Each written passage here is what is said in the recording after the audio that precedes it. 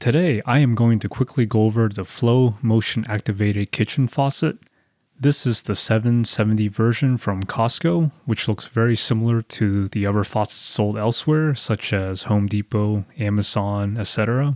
The differences are mostly visual, starting with this sensor. It's slightly larger and more of an oval shape instead of the round one. The base of the faucet also has this indentation, whereas the non-770 version is seamless. Finally, the spray head is different in shape. If you still can't tell which version you have, you can check the box. According to support, both versions perform the same. The product is packaged really well, and there are other videos out there showing you how to install this. If you can remove your old faucet, installing this new one should not be too difficult at all. Even though there appears to be many connectors, half of them are quick connects that snap right in. One caveat I must mention prior to purchasing is that you really want to check the distance between your existing shutoff valves and the bottom of the sink. The hot and cold water lines are about 24 inches. If one of your shutoffs are lower than this, you will have to get creative in extending the pipe and shutoff to make things work. For me, that meant soldering an extension pipe, which can be outside the skill set of many homeowners. On and off operation is very similar to manual faucets. If you want to use the motion sensing feature, you have to leave the handle in the open position. You simply wave your hand in front of the sensor once and the water flow starts. Wave it again and it stops. Do nothing and the water shuts off by itself after 3 minutes. If you try to manually open and shut the handle, we found that sometimes the faucet doesn't turn on until you activate the sensor.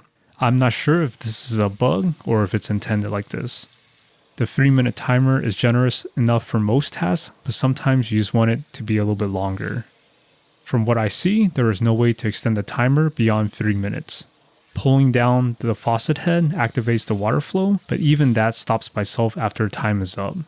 I wish there was a way to override this, since it's obvious that I'm still using it to clean the sink.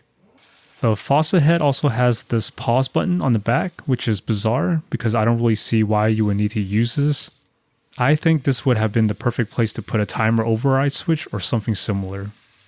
So far, I have no major complaints. The reason I bought this faucet was to replace an older one which was falling apart.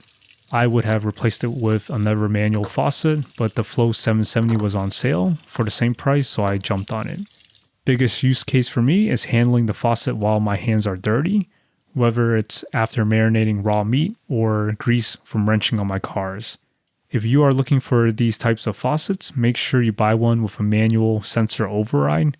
It is only a matter of time before these sensors and electronics go bad, and without a workaround, your faucet becomes useless.